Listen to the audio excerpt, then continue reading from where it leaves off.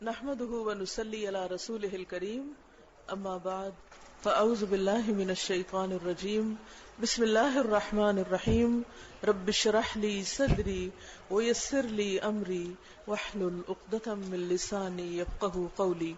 بسم اللہ الرحمن الرحیم کے نام سے جو بے انتہا مہربان نہایت رحم فرمانے والا ہے. یہاں تک کہ جب ان میں سے کسی کو موت آئے گی تو کہنا شروع کرے گا اے میرے رب مجھے اسی دنیا میں واپس بھیج دیجئے جسے میں چھوڑ آیا ہوں. امید ہے کہ میں اب نیک عمل کروں گا. ہرگز نہیں، یہ تو بس ایک بات ہے جو وہ کہہ رہا ہے. اب ان سب مرنے والوں کے پیچھے ایک برزخ حائل ہے، دوسری زندگی کے دن تک. پھر جو ہی کہ سور پھونک دیا جائے گا ان کے درمیان پھر کوئی رشتہ نہ رہے گا اور نہ وہ ایک دوسرے کو پوچھیں گے. اس وقت جن کے پلڑے بھاری ہوں گے وہی فلاح پائیں گے اور جن کے پلڑے ہلکے ہوں گے وہی لوگ ہوں گے جنہوں نے اپنے آپ کو نقصان میں ڈال لیا. وہ جہنم میں ہمیشہ رہیں گے. آگ ان کے چہروں کی کھال چاٹ جائے گی اور ان کے جبڑے باہر نکل آئیں گے. کہا جائے گا کیا تم وہی لوگ نہیں ہو کہ میری آیات تمہیں سنائی جاتی تھی تو تم ان کو جھٹلاتے تھے. وہ کہیں گے اے ہمارے رب ہم پر بدبختی چھا گئی تھی، ہم واقعی ہی گمراہ لوگ تھے. اے پروردگار اب ہمیں یہاں سے نکال، پھر ہم ایسا قصور کریں تو ظالم ہوں گے. اللہ تعالیٰ جواب دے گا دور رہو میرے سامنے سے اور پڑے رہو اسی میں اور مجھ سے بات نہ کرو. تم وہی لوگ تو ہو کہ میرے کچھ بندے جب کہتے تھے کہ اے ہمارے پروردگار ہم ایمان لے آئے، ہمیں معاف کر دے، ہم پر رحم کر، تو سب رحیموں سے اچھا رحیم ہے. موت دنیا کی سب سے بڑی حقیقت ہے. بہت سی چیزیں جو انسان کو پہنچنے والی ہوتی ہیں وہ خطا ہو سکتی ہیں. ملنے والی چیزیں ملنے سے رہ سکتی ہیں. کسی منزل پہ آپ پہنچنا چاہتے ہیں، وہ منزل آپ سے دور ہو سکتی یا آپ اس تک پہنچ بھی سکتے ہیں. لیکن موت ایک ایسی چیز ہے کہ جو کسی بھی انسان سے خطا نہ ہوگی. ہر وہ شخص جو اس دنیا میں آیا ہے اسے لازماً واپس جانا ہے. موت سے کوئی بھی فرار حاصل نہیں کر سکتا. قرآن مجید میں آتا ہے قُلْ لَن يَنْفَعَكُمُ الْفِرَارُ إِن فَرَرْتُم مِّنَ الْمَوْتِ، ان سے کہہ دیجئے کہ تمہیں فرار بھاگنا ہرگز فائدہ نہ دے گا. اگر تم موت سے بھاگنا چاہو تو بھاگ سکتے ہی نہیں. کوئی بھی چیز جس کا وجود ہے، جو پیدا کی گئی ہے، اسے لازماً ایک دن ختم ہونا ہے. کل من علیہا فان، بقا صرف ایک رب کو ہے. وَيَبْقَى وَجْهُ رَبِّكَ ذُو الْجَلَالِ وَالْإِكْرَامِ، اور باقی رہے گی تیرے رب کی ذات صاحب جلال و عزت والی. باقی سب کو ختم ہونا ہے، سب کے لیے فنا ہے، سب کے لیے زوال ہے. اور یہی فرق ہے خالق اور مخلوق کا. خالق کے لیے موت نہیں، مخلوق کے لیے ہے. ہماری نگاہیں روز مختلف تجربات سے گزرتی رہتی ہیں، مختلف چیزیں ہم دیکھتے رہتے ہیں. ہر روز سورج نکلتا ہے اور پھر ہماری نگاہوں کے سامنے ڈوب جاتا ہے. ہم توجہ دیں یا نہ دیں، سوچیں یا نہ سوچیں، غور کریں یا نہ کریں، لیکن ایسا روز ہوتا ہے. ہم سب کے مشاہدے میں ہے. کبھی ایسا نہیں ہوا کہ سورج نکلے اور پھر ڈوبے نہیں، اور پھر دوبارہ نکل آتا ہے، پھر ڈوب جاتا ہے، پھر حتیٰ کہ ایک دن اپنے ٹھکانے پہ پہنچ کر دوبارہ نہیں نکلے گا، اور وہ دن دنیا کے خاتمے کا دن ہوگا. اسی طرح جو پودے اگتے ہیں، درخت لگتے ہیں، معمولی پودے ہوں یا تناور درخت ہوں، مضبوط درخت ہوں، چند دن تک باقی رہنے والے ہوں یا سال ہر سال تک باقی رہنے والے ہوں، بعض صدیوں تک بھی باقی رہتے ہیں، لیکن بالآخر ختم ہوتے ہیں. موسم آتے ہیں، بدلتے ہیں، سردی گرمی میں بدل جاتی، گرمی سردی میں بدل جاتی. خود انسان کی زندگی کو ہم دیکھیں تو ایک انسان دنیا میں آ رہا ہے اور دوسرا جا رہا ہے، ایک پیدا ہو رہا ہے اور دوسرا فوت ہو رہا ہے. پیدائش سے لے کر موت تک کے مرحلے میں انسان کے اندر جتنی بھی تبدیلیاں آتی ہیں ان پر ہمارا کوئی اختیار نہیں، ہمارا کوئی بس نہیں. بچپن سے جوانی تک کی عمر جو اوپر جانے کی عمر ہوتی وہ سب کے لیے خوشگوار ہوتی، لیکن جو ہی انسان کی جوانی بڑھاپے کی طرف قدم رکھتی ہے اور ڈھلنے لگتی ہے تو یہ چیز انسان کے لیے تکلیف دہ ہوتی. جوان ہونے تک عام طور پر موت کم ہی یاد آتی ہے، لیکن جو ہی انسان بڑھاپے کی طرف قدم رکھتا ہے تو اکثر موت کا خیال، دنیا سے جانے کا خیال آتا ہے. اگرچہ موت صرف بوڑھوں کے لیے نہیں ہے، موت سب کے لیے. اور ہم یہ بھی مشاہدہ کرتے رہتے ہیں کہ بعض بچے پیدائش سے پہلے ہی مر جاتے ہیں، یعنی دنیا میں آنے سے پہلے ہی ماں کے پیٹ میں ختم ہو جاتے ہیں. بعض برتھ کے موقع پہ ختم ہو جاتے ہیں، بعض بچپن میں، بعض جوانی میں اور بعض بڑھاپے میں. بہرحال یہ تو ایک حقیقت ہے کہ جانا سبھی کو ہے. یہ جانا ایک تلخ حقیقت ہے. کل نفس ذائقۃ الموت، ہر ایک کو یہ پیالہ پینا ہے اور اس مرحلے سے گزرنا ہے. موت کسی کی بھی ہو تکلیف دہ عمل ہے، جدائی کا عمل ہے. اور جدائی، الگ ہونا، ایک دوسرے کو کھو دینا، یہ صرف جانے والے کے لیے تکلیف دہ نہیں، پیچھے رہنے والوں کے لیے بھی بہت تکلیف دہ ہے. لیکن بہرحال انسان کو جانا ہے. اللہ سبحانہ و تعالی جب کسی بندے سے محبت کرتا ہے تو اس بندے کے حق میں یہ بات بہت ناگوار ہوتی کہ وہ اس کی جان لے، لیکن چونکہ یہ لکھا جا چکا ہے اس لیے یہ مرحلہ اس پر گزرتا ہے، چاہے کوئی اللہ کا پیارا ہو یا وہ جس سے اللہ تعالیٰ ناراض ہو. ہم سب کو بھی جانا ہے. ہم سے پہلے بہت سے لوگ گزر چکے. جب خاندان میں سے کوئی جاتا ہے، رشتہ داروں میں سے کوئی جاتا ہے، قریب کے لوگوں میں سے کوئی جاتا ہے، تو ہم اس کی موت سے اپنے مرنے کو اچھی طرح ریلیٹ کر سکتے ہیں. دنیا کی حقیقت بہت اچھی طرح سمجھ میں آنے لگتی ہے، اور دل نہ بھی چاہے تو سوچنے پر مجبور ہو جاتے ہیں کہ مجھے بھی اس مرحلے سے گزرنا ہے اور ان سب چیزوں کو چھوڑنا ہے. دنیا کی محبت انسان کے دل میں اس طرح رچ بس گئی ہے کہ اگر آج ہمیں کوئی پکارنے والا پکار کے یہ کہے کہ تمہارے لیے جنت ہے، چلو تم آج چھوڑ دو یہ دنیا، تو شاید ہم یہ کہیں کہ اچھا تھوڑے دن اور ٹھہر جاؤ، تھوڑا سا وقت اور مل جائے، ابھی میرے بہت سے کام ہیں کرنے والے. اگر بچے چھوٹے ہوں تو کہیں گے کہ ابھی بچے چھوٹے ہیں، جوان ہو تو کہیں گے کہ ابھی ان کے شادی کرنا ہے، مجھے شادی کر بھی چکیں گے تو کچھ اور ذمہ داریاں ہمیں یاد آئیں گی. حقیقت یہ ہے کہ دنیا اپنی کمتری کے باوجود ہم سب کی محبوب ہے. ہم میں سے ہر شخص دنیا کی محبت میں کسی نہ کسی درجے میں مبتلا ہے. اسی لیے اس کا چھوڑنا کسی کو بھی پسند نہیں اور چھوڑنے کو دل نہیں چاہتا، ہاں ہم کتنا بھی کوسیں، لیکن اس کے باوجود ہم مرنا نہیں چاہتے، کیونکہ موت کا مرحلہ تکلیف دہ مرحلہ ہے. ہاں وہ تکلیف اس کے لیے کم ہو جاتی ہے جس کی موت اللہ کے راستے میں آتی، جو اللہ کے راستے میں جیسے شہداء اپنی جان دیتے ہیں. جب انسان کو یہ پکار آتی ہے یا ایتھا النفس المطمئنہ ارجعی الی ربک راضیۃ مرضیہ فادخلی فی عبادی وادخلی جنتی، اے نفس مطمئنہ، اے وہ روح جو مطمئن ہے، پرسکون ہے، جس کے اندر ایک اطمینان ہے، دنیا کی ساری مشکلات، غموں اور دکھوں کے باوجود وہ پرسکون ہے. ارجعی الی ربک، چلو اپنے رب کی طرف واپس چلو، راضیۃ مرضیہ، اس حال میں کہ تو بھی راضی ہے اور تیرا رب تجھ سے راضی ہے. راضیہ راضی اور مرضیہ جس سے رب راضی.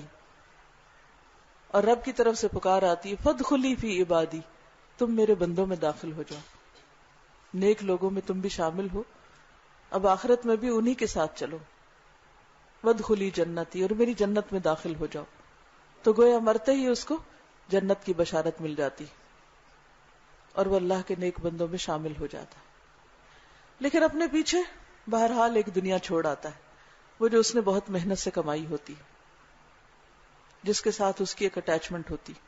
اگر ہم اپنے کمرے کو دیکھیں، اپنے وارڈروب کو دیکھیں، اپنی کتابوں کو دیکھیں، اپنی دوسری بلانگنگز کو دیکھیں، تو بہت ساری ایسی چیزیں ہیں کہ جو ہماری ضرورت نہیں بھی ہیں، لیکن ان کے ساتھ ہماری صرف ایموشنل اٹیچمنٹ ہے.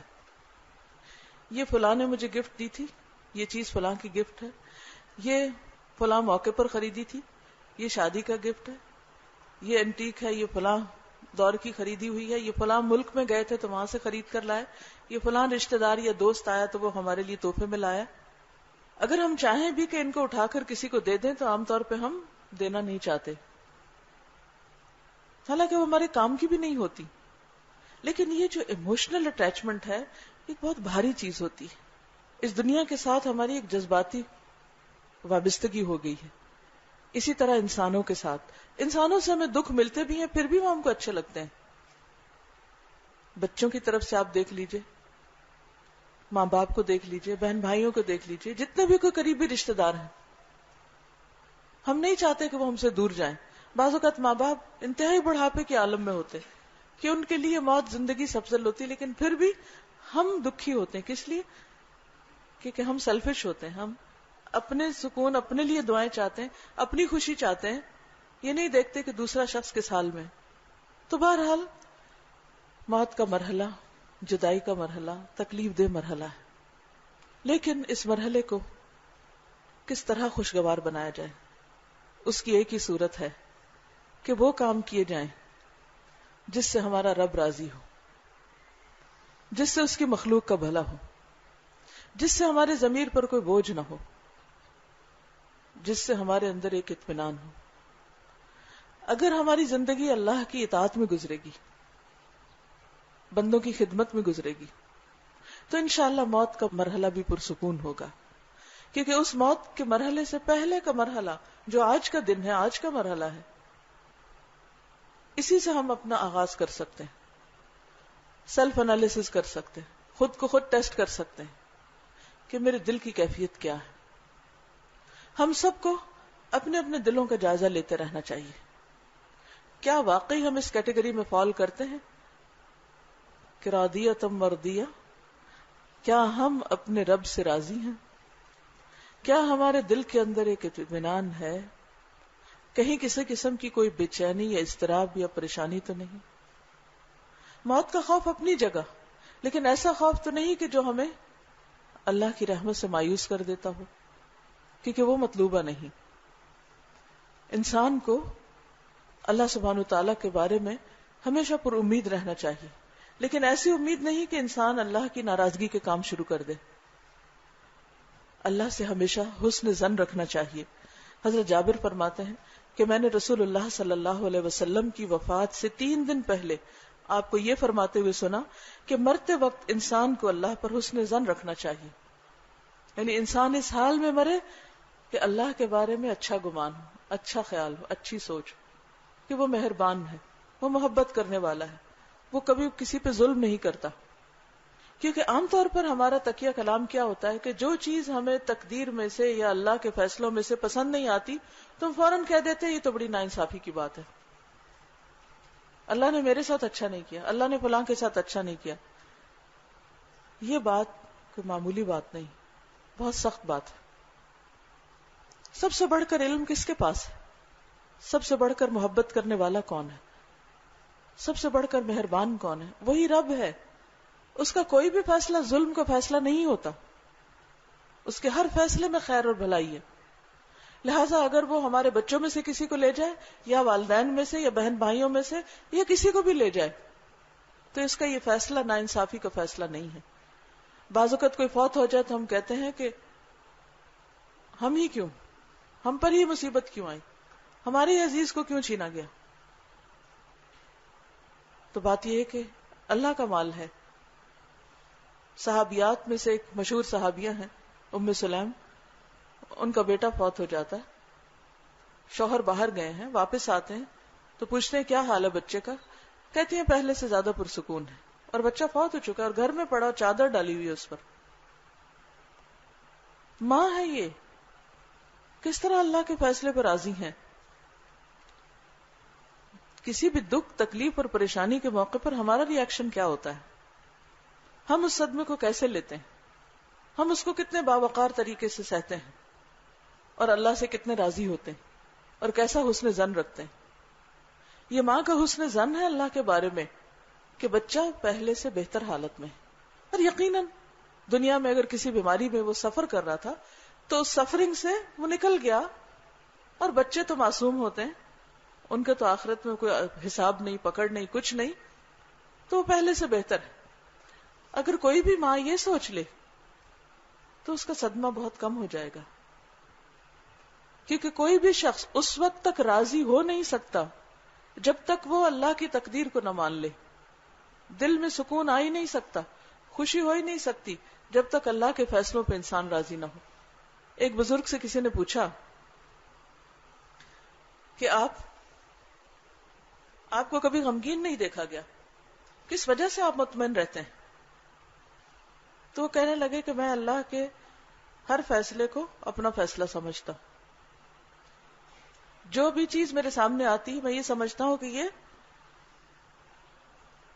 میرے رب کی بات ہے، لہذا یہ میری بات ہے، میں اس پہ راضی. کیونکہ ہم نہیں جانتے اور وہ جانتا ہے کیا چیز اچھی اور کیا اچھی نہیں. اس لیے کسی بھی عزیز و اقارب میں سے کسی بھی رشتہ دار کی وفات ہو جائے تو اس موقع پر ہمیں کوئی زبان سے ایسا کلمہ نہیں نکالنا چاہیے جو اللہ کو ناراض کر دے، کیونکہ یہ اس کا فیصلہ ہے. جانے والا چلا گیا، کوئی نہیں پلٹا سکتا اس کو، وہ ہاتھ سے نکل چکا. اب ہمارا امتحان ہے، ایک امتحان اس کا ہو رہا ہے، ایک امتحان ہمارا ہو رہا ہے. اس کا امتحان تو قبر میں جیسے من ربو کا ما دینو کا من نبیو کا، تمہارا رب کون، تمہارا دین کیا، تمہارا نبی کون، وہ اس کے 3 سوال اس سے پوچھے جائیں گے.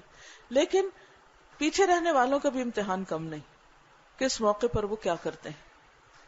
کرنے کے کام کیا ہیں کہ انسان اللہ کے بارے میں نمبر 1 حسن ظن رکھے، نمبر 2 زبان سے کوئی ایسی بات نہ کرے کہ جو اللہ کو ناراض کرے. نبی صلی اللہ علیہ وسلم جب اپنے بیٹے ابراہیم کی وفات پر رو رہے تھے، آپ کی آنکھوں سے آنسو ٹپک رہے تھے، تو کسی نے پوچھا کہ آپ بھی روتے ہیں؟ لوگوں کا خیال تھا کہ شاید رونا جو ہے وہ ناپسندیدہ چیز ہے اور اللہ کے فیصلے پہ ناراض ہونا ہے. تو آپ نے فرمایا نہیں، یہ تو رحمت کی علامت ہے کہ اللہ نے کسی کے دل کو نرم رکھا ہے. تو وفات کے موقع پر رو تو سکتے ہیں، لیکن آپ نے فرمایا کہ زبان سے کوئی ایسی بات نہیں نکلے گی جو اللہ کو ناراض کرے. اور یہی کرنے کا کام ہے کہ اس موقع پر انسان کوئی ایسی بات نہ کرے جو خدا کو ناراض کرے. اور پھر بات ہو رہی تھی اطمینان قلب کی. جب انسان کسی پر ظلم کرتا ہے، زیادتی کرتا ہے، کسی پہ ایسا غصہ نکالتا ہے جو ناروا ہوتا ہے، غصے کے موقع پر فضول بات کر دیتا ہے، موقع تو ختم ہو جاتا ہے، غصہ بھی ٹھنڈا ہو جاتا ہے، مگر وہ بات وہاں رہ جاتی ہے. وہ ایک گلٹ کی شکل میں انسان کے اندر ایک تکلیف دہ صورت اختیار کر لیتی ہے جس سے انسان کے اندر کا اطمینان لٹ جاتا ہے. لہذا ضرورت کس بات کی ہے کہ ہم کسی کی وفات کے موقع پر اپنے آپ کو وہاں رکھ کر دیکھیں کہ اگر میں ہوں یہاں پر تو میرا کیا ہوگا، میرے ساتھ کیا معاملہ کیا جائے گا. مجھے آج اس کی تیاری کرنا ہے، آج سے اپنی اصلاح کرنا ہے، اور دیر اینڈ دین اسی موقع پر کوئی ایسی بات نہیں کرنی جو اللہ کو ناراض کرنے والی. اور اگر میں کسی کے ساتھ کوئی زیادتی کر رہا ہوں تو ایسا نہیں کرنا. تو یہ یاد رکھنا چاہیے کہ جو شخص ایسے موقع پر صبر کرتا ہے اللہ اس کے دل کو ٹھنڈک سے بھر دیتا ہے، اس کے دل میں اطمینان پیدا ہو جاتا ہے. اور صبر کا بدلہ جنت کے سوا کچھ نہیں. خصوصاً اگر کوئی ماں اپنے چھوٹے بچے کی وفات پر صبر کرتی ہے تو اس موقع پر اللہ تعالیٰ فرشتوں سے پوچھتے ہیں کیا تم نے میرے بندے کے بچے کی جان لے لی؟ حالانکہ اللہ تعالیٰ خود بھی جانتے ہیں. ہوتا ہے نا بعض اوقات ہمیں ایک بات پتہ ہوتی ہے لیکن ہم دوسرے سے پھر کرتے ہیں، کبھی خوشی میں، کبھی کسی بات کو اہمیت دینے کے لیے. تو فرشتے کہتے ہیں کہ ہاں یا رب. اللہ تعالیٰ پوچھتے پھر اس نے کیا کہا, اس نے اس موقع پر کیا کی؟ تو بتاتے اس نے صبر کیا, الحمدللہ کہا. کیونکہ شکر کی اعلیٰ ترین قسم ہے کہ صدمے کے موقع پر الحمدللہ کہا جائے, کہ اس میں بھی بھلائی ہے, اس پر بھی اللہ کا شکر ہے, اسی میں کوئی حکمت ہے. تو اللہ تعالیٰ فرماتے ہیں میرے اس بندے کے لیے جنت میں گھر بناؤ جس کا نام بیت الحمد رکھو, تعریف والا کر. کیونکہ اس بندے نے ایسے موقع پر بھی اللہ کی تعریف کی کہ اللہ کا کوئی بھی فیصلہ ظلم پر مبنی نہیں. اللہ بندوں پر ظلم نہیں کرتا, لیکن بندے بندوں پر ظلم کرتے ہیں. اس ظلم کی ایک شکل یہ ہے کہ جب کوئی فوت ہوتا ہے تو جو وارث ہوتے ہیں وہ عموماً ایک دوسرے پر زیادتی شروع کر دیتے, ایک دوسرے کو اس کا حق نہیں دیتے. حالانکہ موت کا وقت یہ سکھانے کے لیے کافی ہے کہ اگر وہ اپنا مال چھوڑ گیا ہے اور ہم نے اگر اس کے مال کے اوپر ناجائز قبضہ کیا تو ہم بھی ایک دن چھوڑ جائیں گے, لیکن ہمارے نامہ اعمال میں یہ سب لکھا جائے گا. تو اس لیے وفات کے موقع پر پیچھے والوں کو صرف غم اور سوگ ہی نہیں کرنا چاہیے, اس کے ساتھ اپنے فرائض بھی ادا کرنے چاہیے. اور ان میں فرائض میں سے اہم ترین فرض یہ ہے کہ ہر صاحب حق کو اس کا حق دیا جائے, فوری طور پر وراثت کو تقسیم کیا جائے اور اس میں جس جس کا حصہ بنتا ہے ان کو دے دیا جائے. اس میں مردوں کے حصے کے علاوہ جو عورتوں کا حصہ ہے, جس میں عموماً ڈنڈی ماری جاتی ہے اور ظلم کیا جاتا ہے, اس ظلم کو ختم کیا جائے. بعض اوقات ہم ماں باپ خود بھی ظلم کر جاتے ہیں. مثلاً جو بچے ہمارا خیال رکھتے ہیں یا ہمارا حال چال پوچھتے رہتے ہیں, ان کے ساتھ ہم بھی بہت مہربان ہوتے ہیں, ان کو زندگی میں بھی دیتے رہتے ہیں اور بعد میں بھی ان کے لیے کچھ نہ کچھ الگ کر جاتے ہیں کہ انہوں نے بہت کیئر کی ہے. اور جو نہ پوچھے, چاہے وہ کسی مجبوری کی وجہ سے یا غفلت کی وجہ سے, تو ان کا حق نہیں دیا جاتا یا پھر ان کو کمتر چیز دے دی جاتی. یہاں ظلم ہو جاتا ہے. ایک شخص ساری زندگی اچھے کام کرتا ہے, لیکن مرتے وقت اگر وصیت غلط کر جاتا ہے یا کسی کے اوپر ظلم اور زیادتی کر جاتا ہے تو اس کی ساری زندگی کے اعمال ضائع ہو جاتے ہیں اور وہ اپنے لیے آگ کماتا ہے. اس لیے جانے والے کو بھی بالکل جانبداری نہیں کرنی چاہیے, کسی کے حق میں یا کسی کے خلاف کچھ نہیں لکھنا چاہیے, سوائے اس کے کہ 1/3 میں جو اجازت ہے جس جس جگہ پہ خرچ کرنے کی حلال جائز جگہوں پر, وہاں انسان اپنا وصیت لکھ جائے. لیکن وارثوں کے لیے وصیت نہیں لکھی جاتی. وارثوں کو وہ حق لازماً ملے گا جو اللہ نے ان کے لیے لکھا. قرآن مجید میں اس کی تقسیم بتا دی گئی, مزید تقسیم سنت سے بھی پتہ چلتی. اگر وراثت تقسیم نہ کی جائے تو یہ میت پر بھی ایک بوجھ ہوتا ہے. اگر اس کی اپنی نیت درست نہیں تھی یا اس نے خود اس کے بارے میں نہیں پوری طرح بتایا. اس لیے لازم ہے کہ ہر شخص جو کچھ اون کرتا ہے, جو اس کی پوزیشنز ہیں, وہ کسی نہ کسی کو ضرور بتائے, خصوصاً قریبی رشتہ داروں کو, اس کے شوہر کو یا بچوں کو یا جو بھی اس کے قریب, ان کو پتہ ہونا چاہیے کہ وہ کیا کچھ چھوڑ رہا ہے, تاکہ صحیح انصاف کے ساتھ تقسیم کیا جا سکے. اور اس میں کسی کو بھی رکاوٹ نہیں بننا چاہیے, کسی کو کسی کے ساتھ بھی جانبداری نہیں کرنی چاہیے. اللہ سبحانہ و تعالیٰ فرماتے ہیں آباؤکم و ابناؤکم لا تدرون ایہم اقرب لکم نفعا, تمہارے ماں باپ اور تمہارے بچے, تمہیں نہیں پتا کہ ان میں سے کون تمہارے حق میں زیادہ فائدہ مند ہے. بعض اوقات ماں باپ سے ہم کچھ دور ہوتے ہیں اور بچوں پہ ہمارا فوکس بہت ہوتا ہے. بعض اوقات بچے ہم سے دور ہوتے ہیں اور ماں باپ کو ہم سب کچھ دینے والے ہوتے ہیں. ہمیں نہیں پتا کہ ہمارے لیے کون زیادہ اجر و ثواب کا باعث ہے. ماں باپ کی دعائیں ہماری بخشش کے لیے فائدہ مند ہوں گی یا پھر ہمارے اولاد ہمارے لیے صدقہ جاریہ ہو تو وہ زیادہ فائدہ مند ہوگی, ہمیں نہیں معلوم. اس لیے اللہ نے جو حق لکھے ہیں وارثوں کے, وہ حق ان کو پورے پورے دے دینے چاہیے. اسی لیے علم الوراثت کو اسلام میں علم الفرائض کہا جاتا ہے, کہ اس علم کا سیکھنا فرض ہے, یعنی فرض کفایہ ہے. اگر معاشرے کے اندر چند لوگ بھی اس کو سیکھ لیں گے تو سب کے اوپر سے ذمہ داری ہٹ جائے گی, اور اگر کوئی نہیں سیکھے گا اور اس بنا پر لوگوں پر ظلم ہوگا, حقداروں کو حق نہیں ملے گا, تو سبھی گناہگار ہوں گے.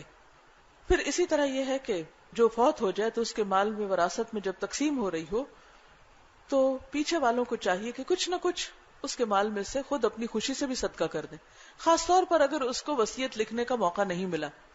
یا وہ اپنے طرف سے کوئی صدقہ جاریہ کے لیے یا کسی خاص غریب رشتہ دار وغیرہ کے لیے کچھ کہہ نہیں سکا. خصوصاً قرآن مجید میں تلقین آتی ہے ان لوگوں کو دینے کی جو تقسیم کے وقت حاضر ہوں. مثلا کوئی میت ہو گئی، لوگ آئے ہوئے ہیں رشتہ دار پرسے کے لیے، افسوس کرنے کے لیے، اتنے میں تقسیم کا کام شروع ہو گیا ہے اور وہ بیٹھے دیکھ رہے ہیں.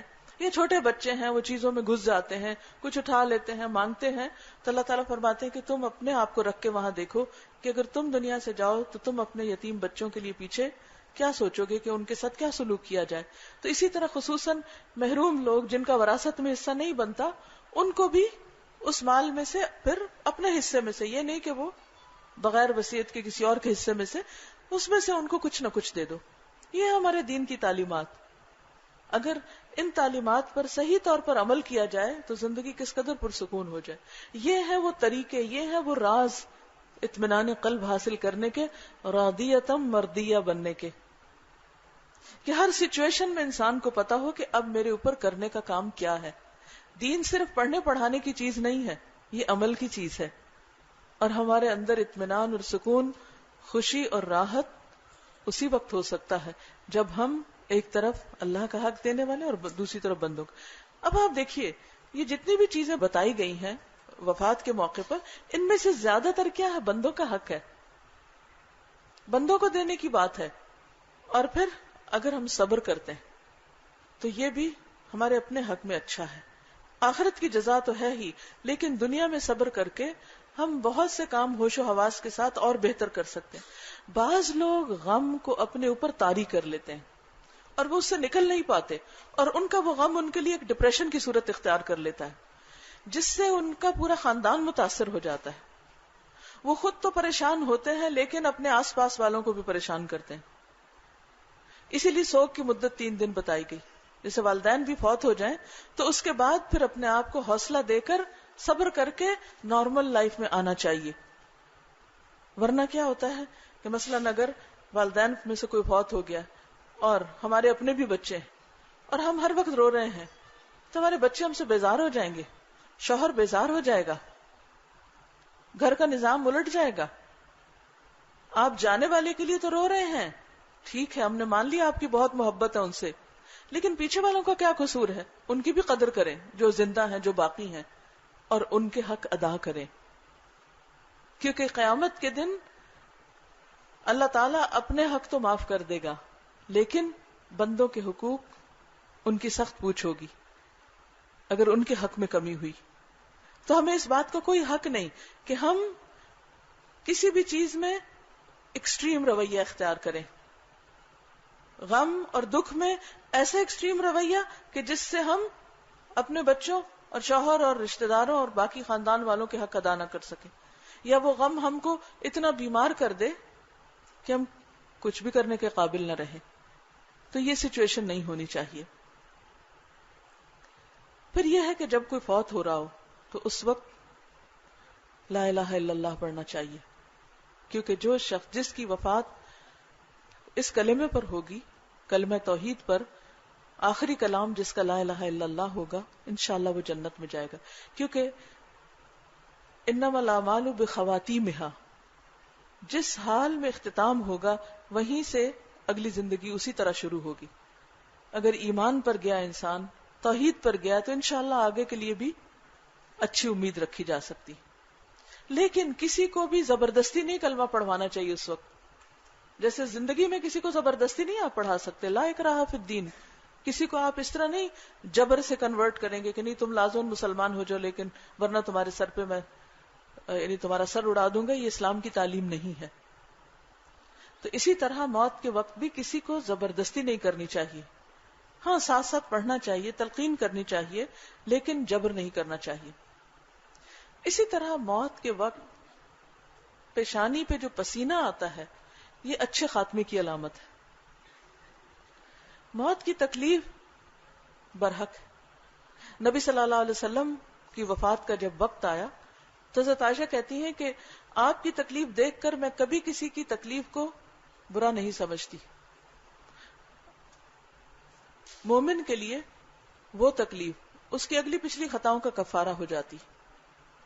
اس وقت اگر آپ کسی کو نزا کے عالم میں دیکھیں کہ وہ تکلیف میں ہے، کوئی کومے میں ہے، اس کی سانس بہت مشکل سے آ رہی اور اتنی مشقت اور جدوجہد ہو رہی ہے کہ اس کی پیشانی پر پسینے کے قطرے نظر آ رہے ہیں، تو اس پر بھی پریشان نہ ہو. ٹھیک ہے، دکھ تو ہوتا ہے، ایک تکلیف میں کسی کو دیکھ کر انسان خوش تو نہیں ہو سکتا، لیکن اس بات پر پھر اطمینان رہے کہ ایک اچھا خاتمہ ہو رہا ہے.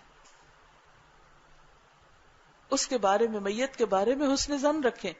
عام طور پہ کیا ہوتا ہے، جب کوئی میت دنیا سے جاتی ہے اور اس موت کے وقت اگر اس کی حالت خراب ہو زیادہ تو لوگ بدگمان ہونے لگتے ہیں، پتہ نہیں اس نے کیا کیا خرابیاں کی ہوں گی اور کیا کیا برائیاں کی ہوں گی، تو جب اس کی موت بہت خراب ہو رہی ہے. اللہ کو پتا ہے کون کیا ہے اور اس وقت آخری وقت میں اس کے اوپر کون سی تکلیف گزر رہی ہے. لیکن حدیث کے مطابق موت کے وقت مومن کی پیشانی پر پسینہ آ جاتا ہے، یہ ایمان کی علامت ہے. پھر اسی طرح شہادت کی موت کی آرزو کرنی چاہیے، کیونکہ وہ اعلیٰ ترین درجہ ہے دنیا سے رخصت ہونے کا. کیونکہ شہید کا نہ حساب ہوتا ہے اور نہ ہی اس سے پوچھ ہوتی اور فوراً اس کی روح جنت میں داخل کر دی جاتی. بڑی شہادت کے علاوہ انسان اگر پیٹ کی بیماری میں فوت ہوتا ہے یا ڈوب کے فوت ہوتا ہے یا گر کے، یا اس کے اوپر کوئی عمارت گر جاتی ہے زلزلے وغیرہ میں، یا کوئی سیلاب میں مر جاتا ہے، یا اسی طرح کوئی اور ایسی تکلیف آ جاتی ہے، تو اس پر بھی ایسے لوگوں کے بارے میں برا خیال نہیں کرنا چاہیے کہ یہ بہت گناہگار ہوں گے اس لیے ان کی یہ شامت اس طرح آئی. اللہ جانتا ہے کہ کون کیسا ہے، ہمیں ججمنٹل نہیں ہونا. لیکن اس بات کے بارے میں تسلی رکھیں کہ انشاءاللہ ان کا انجام اچھا ہوگا، کیونکہ ایسے لوگوں کو شہید ہونے کی خوشخبری دی گئی. مثلا اگر پیٹ کی بیماری ہے، کسی کو پیٹ میں کینسر ہو جاتا ہے یا کوئی اور ایسی بیماری ہو جاتی ہے، اس وجہ سے وہ فوت ہو جاتا ہے، تو اس کے لیے بھی اچھے خاتمے کی علامت ہے یہ. اسی طرح باقی چیزیں جو ناگہانی آفات آتی ہیں اور اس میں لوگ چلے جاتے ہیں، تو ان کے بارے میں بھی حسن ظن رکھنا چاہیے. پھر اسی طرح حدیث میں یہ بھی آتا ہے کہ جو مسلمان جمعہ کے روز فوت ہوگا اللہ اسے فتنہ قبر سے محفوظ رکھے گا. تو جمعہ کے دن فوت ہونا یہ بھی اچھے خاتمے کی علامت ہے.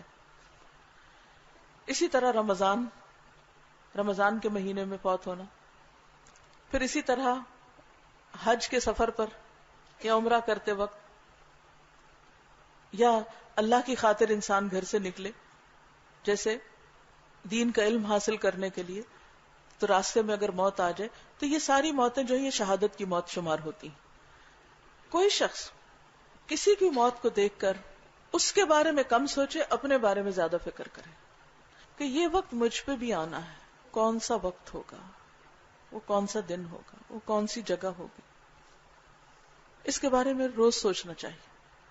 اور آج کل آپ دیکھیں کہ ایسے ایسے طریقے سے بعض اوقات موت آ جاتی ہے کہ باڈی بھی نہیں ملتی، پلین کریش ہو جاتے ہیں، بعض اوقات ڈوب جاتے ہیں لوگ، بعض اوقات عمارتیں گر پڑتی ہیں اوپر، کچھ پتہ نہیں چلتا، غائبانہ نماز جنازہ ہوتی ہے. ان کے بارے میں برا نہیں سوچیں، لیکن اپنے آپ کو وہاں ضرور رکھا کریں، امیجن کیا کریں کہ اگر میں ان میں سے ایک ہوں تو کیا ہوگا.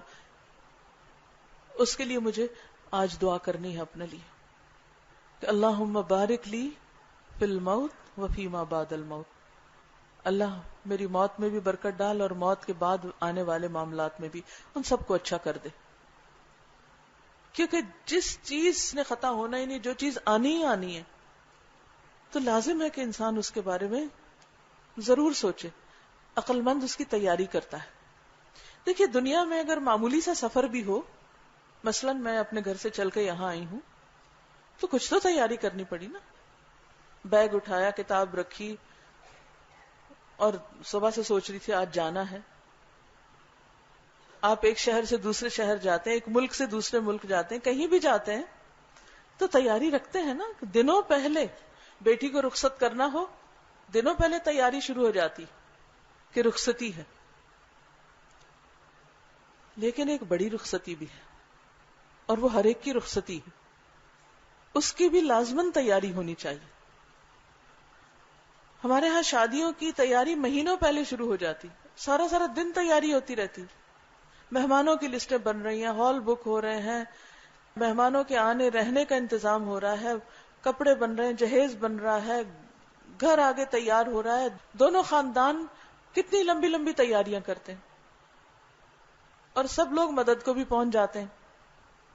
سوچئے آخرت کی رخصتی میں ہم سب اپنے آپ کو رکھ کے دیکھیں اور اسی جگہ رکھ کے دیکھیں کہ میری رخصتی ہونے والی، اس رخصتی کے لیے میں نے کیا تیار کیا ہوا ہے.